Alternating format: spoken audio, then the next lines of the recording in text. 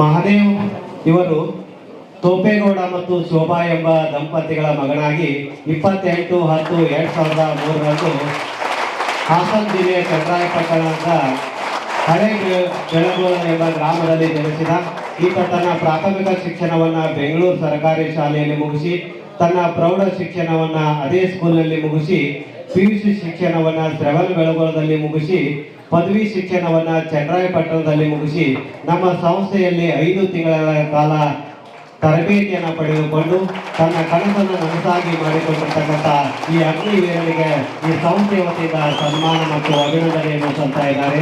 ಜೋರಾದ ಚಪ್ಪಾಳೆ ತಟ್ಟುವುದರ ಮೂಲಕ ಅವರಿಗೆ ಅಭಿನಂದನೆಗಳನ್ನು ಸಲ್ಲಿಸೋಣ.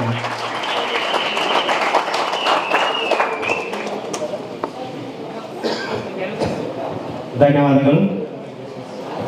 ಮಹಾದೇವ್ ಅವರನ್ನ ತಮ್ಮ ಅನುಭವವನ್ನು, ತಮ್ಮ ಪಟ್ಟಿರ್ತಕ್ಕಂಥ ಪರಿಶ್ರಮವನ್ನು ನಮ್ಮೊಂದಿಗೆ ಹಂಚ್ಕೊಳ್ಬೇಕೆಂದಲ್ಲಿ ಅವರಲ್ಲಿ ಕೇಳಿಕೊಳ್ಳುತ್ತೇವೆ.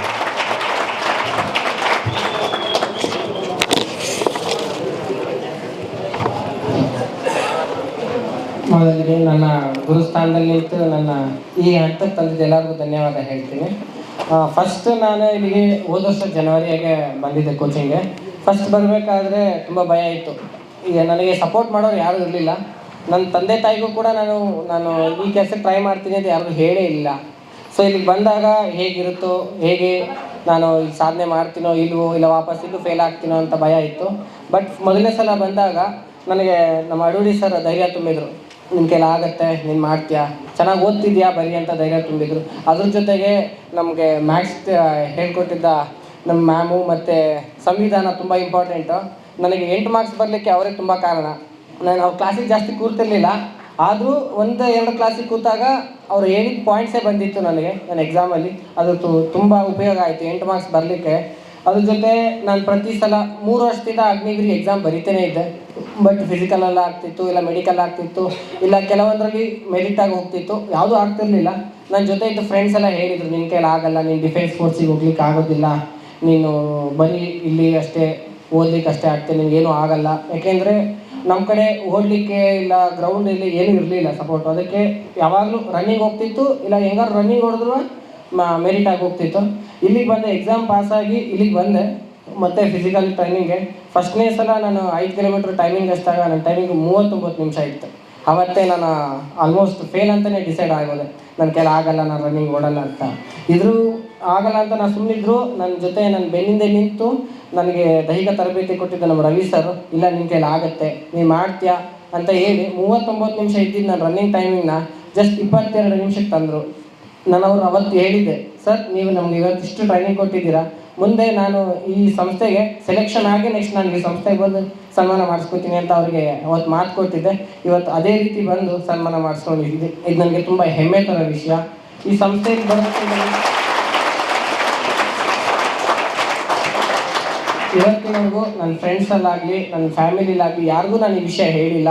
ಏಕೆಂದರೆ ನಾನು ಮುಂದೆ ಹೋಗ್ತಿದ್ದೀನಿ ಅಂದರೆ ಬೆಳೆಯೋರಿಗಿಂತ ತುಳಿಯೋರೇ ಜಾಸ್ತಿ ಇರ್ತಾರೆ. ನನಗೆ ಅದೇ ರೀತಿ ಇದ್ದಿದ್ದು, ಸಪೋರ್ಟ್ ಮಾಡಲಿಕ್ಕೆ ಯಾರೂ ಇರಲಿಲ್ಲ. ಸೊ ನಾನು ಯಾರಿಗೂ ಹೇಳೋದು ಬೇಡ. ನಾನು ಕೆಲಸಕ್ಕೆ ಹೋಗ್ತಿದ್ದೆ, ಡಿಗ್ರಿ ಆಗಿತ್ತು, ಕೆಲಸಕ್ಕೆ ಹೋಗ್ತಿದ್ದೆ. ಆ ಕೆಲಸಕ್ಕೆ ಹೇಳಿ ರಜಾ ಹೇಳಿ ವರ್ಕ್ ಫ್ರಮ್ ಹೋಮ್ ಅಂತ ಹಾಕಿಸ್ಕೊಂಡು ಇಲ್ಲಿಗೆ ಬಂದು ಕೋಚಿಂಗ್ ತೊಗೊಂಡು ಯಾರಿಗೂ ಹೇಳಿರಲಿಲ್ಲ, ಸಪೋರ್ಟು ಯಾರೂ ಇರಲಿಲ್ಲ. ಮನೆಯಲ್ಲಿ ಹೇಳಲಿಕ್ಕೆ ನನಗೆ ಮನೇಲಿ ಕಳ್ಸಲ್ಲ, ನಾನು ಒಬ್ಬನೇ ಮಗ ಅಂತ ಮುದ್ದಾಗಿ ಸಾಕ್ಬಿಟ್ಟಿದ್ದಾರೆ. ನನ್ನ ಆರ್ಮಿ ಫೀಲ್ಡ್ಗೆ ಕಳ್ಸೋಕ್ಕೆ ಇಷ್ಟ ಇರಲಿಲ್ಲ. ಅದಕ್ಕೆ ಯಾರಿಗೂ ಹೇಳಿದೆ, ಇಲ್ಲಿಗೆ ಬಂದು ನಾನು ಟೀಚರ್ಸ್ನೇ ನನ್ನ ತಂದೆ ತಾಯಿ ಅಂದ್ಕೊಂಡು ಇಲ್ಲೇ ಕೋಚಿಂಗ್ ತೊಗೊಂಡು 5 ತಿಂಗಳು, ಜನವರಿಯಾಗಿ 1 ತಿಂಗಳು ನನ್ನ ಪರೀಕ್ಷೆಗೆ ಅಂತ ಕೋಚಿಂಗ್ ತೊಗೊಂಡೆ. ನೆಕ್ಸ್ಟು ಪರೀಕ್ಷೆ ಪಾಸ್ ಆಯಿತು, ಖುಷಿ ಆಯಿತು. ಮತ್ತು ಫಿಸಿಕಲ್ಗೆ ಅಂತಲೇ ಮತ್ತೆ ಇಲ್ಲಿಗೆ ಕೋಚಿಂಗ್ ಬಂದೆ.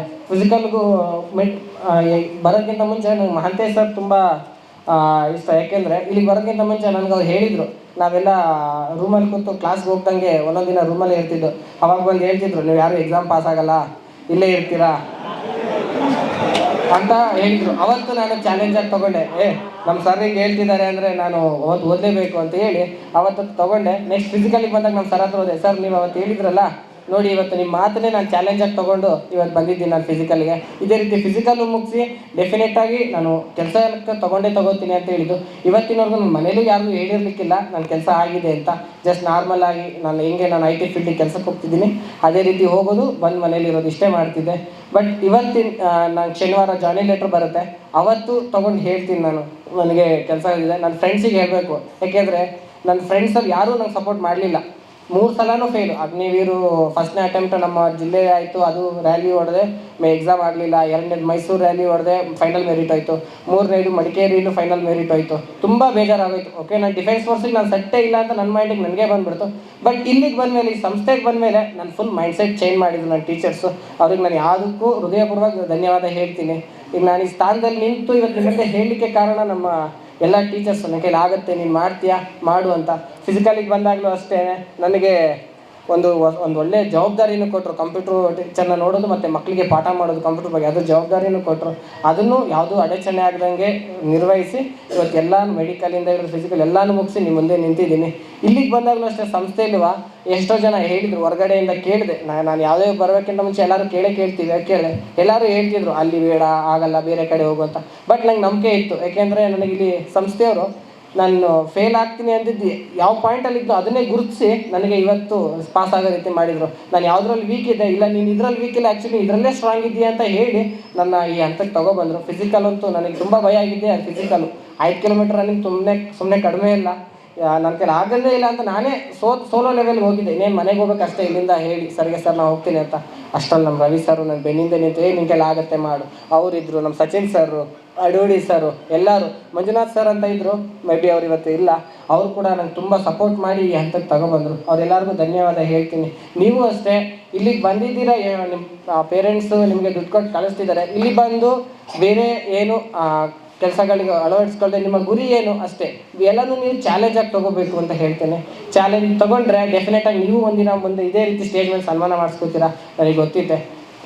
ನಿಮ್ಮಲ್ಲೂ ಆ ಶಕ್ತಿ ಇದೆ. ಸೊ ದಯವಿಟ್ಟು ಯಾರು ನಾನು 5 ತಿಂಗಳಲ್ಲಿ ನೋಡಿರೋದಕ್ಕೆ ಇಲ್ಲಿಗೆ ಬಂದು ಕಲ್ತಿರೋದಕ್ಕಿಂತ ಬೇರೆ ಚಟಗಳನ್ನ ಮಾಡಿ ಹೋಗಿರೋದೇ ಜಾಸ್ತಿ ಇದ್ದೀರಾ. ದಯವಿಟ್ಟು ಅದನ್ನು ಮಾಡಿದೆ ಇಲ್ಲಿ ಬಂದು ನಿಮ್ಮ ಗುರಿ ಏನಕ್ಕೆ ಬಂದಿದ್ದೀರಾ, ನೀವು ಏನಕ್ಕೆ ಇಲ್ಲಿದ್ದೀರಾ ಅಂತಲೂ ಯೋಚನೆ ಮಾಡಿ ನೀವು ಮುಂದುವರಿಬೇಕಂತ ಹೇಳ್ಕೊತೀನಿ. ಇಷ್ಟು ಮಾತಾಡೋಕ್ಕೆ ಅವಕಾಶ ಕೊಟ್ಟೆ ಎಲ್ಲರಿಗೂ ನಾನು ಧನ್ಯವಾದ ಹೇಳ್ತೀನಿ.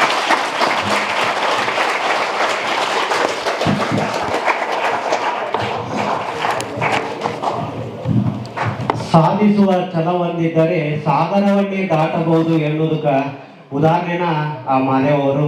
ದಯವಿಟ್ಟು ಅವರಿಗೆ ಜೋರಾದ ಚಪ್ಪಾಳೆ ಕಟ್ಟೋದ್ರ ಮೂಲಕ ಅವರಿಗೆ ಅಭಿನಂದನೆಗಳನ್ನು ಸಲ್ಲಿಸೋಣ. ಅದಕ್ಕೆ ಒಂದು ಮಾತು ನೆನಪಾಗ್ತದೆ, ಏನಪ್ಪ ಅಂದ್ರೆ ದುಡಿಯುವವನಿಗೆ ಗೊತ್ತು ಮಣ್ಣಿನ ಬೆಲೆ, ಹೆತ್ತವರಿಗೆ ಗೊತ್ತು ಹೆಣ್ಣಿನ ಬೆಲೆ, ಬಡವರಿಗೆ ಗೊತ್ತು ದುಡ್ಡಿನ ಬೆಲೆ, ಸಾಧಕರಿಗೆ ಗೊತ್ತು ಸಾಧನೆಯ ಬೆಲೆ. ಅದಕ್ಕೆ ಸಾಧನೆ ಯಾರು ಮಾಡಿರ್ತಾರೋ, ಯಾರು ಕಷ್ಟಪಟ್ಟು ಸಾಧನೆ ಮಾಡಿರ್ತಾರಲ್ಲ ಅವರಿಗೆ ಹೆಂಗೆ ಸಾಧಿಸಿದ್ವಿ ಅನ್ನೋದು ಅವರಿಗೆ ಏನಪ್ಪ ಅಂದ್ರೆ ಸಾಧನೆ ಮಾಡಿದಾಗ ಬಹಳಷ್ಟು ಹೆಮ್ಮೆ ಅನಿಸ್ತದೆ. ಅಂತ ಒಬ್ಬ ವ್ಯಕ್ತಿಗೆ ಅವರಿಗೆ ಮತ್ತೊಮ್ಮೆ ಧನ್ಯವಾದಗಳನ್ನು ಅರ್ಪಿಸಿ, ನಮ್ಮ ಸಂಸ್ಥೆಯಲ್ಲಿ SSC GD, SSC MTS ಮತ್ತು ಹವಾಲ್ದಾರ್ ಹುದ್ದೆಗಳಿಗೆ ಪೂರ್ವಭಾವಿಯಾಗಿ ದೈಹಿಕ ಮತ್ತು ಲಿಖಿತ ಪರೀಕ್ಷೆಯ ತರಬೇತಿ ಕೊಡಲಾಗುವುದು. ಪ್ರವೇಶಗಳು ಪ್ರಾರಂಭವಾಗಿವೆ. ಪಾಲಕರ ಆಶೀರ್ವಾದ, ಯುವಕರ ಪ್ರೋತ್ಸಾಹದಿಂದ ಸರ್ಕಾರದಿಂದ ಮಾನ್ಯತೆ ಪಡೆದು ಕರ್ನಾಟಕದಲ್ಲಿ ಯಶಸ್ವಿಯಾಗಿ 21ನೇ ವರ್ಷದಲ್ಲಿ ಮುನ್ನಡೆಯುತ್ತಿರುವ ಸಂಸ್ಥೆಯಿಂದ ಇಂಡಿಯನ್ ಆರ್ಮಿಯಲ್ಲಿ Agniveer, general duty, tradesman, army assistant officer, storekeeper ಮತ್ತು ಟೆಕ್ನಿಕಲ್ ಹುದ್ದೆಗಳಿಗೆ ಅಗ್ನಿವೀರ ಇಂಡಿಯನ್ ಆರ್ಮಿಯನ್ನ ಸೇರಬಯಸುವ ಅಭ್ಯರ್ಥಿಗಳಿಗೆ ಪೂರ್ವಭಾವಿಯಾಗಿ ಕಂಪ್ಯೂಟರ್ ಬೇಸ್ಡ್ ಎಕ್ಸಾಮ್ ಹಾಗೂ ದೈಹಿಕ ಪರೀಕ್ಷೆಗಳಿಗೆ ತರಬೇತಿ ನೀಡಲಾಗುವುದು.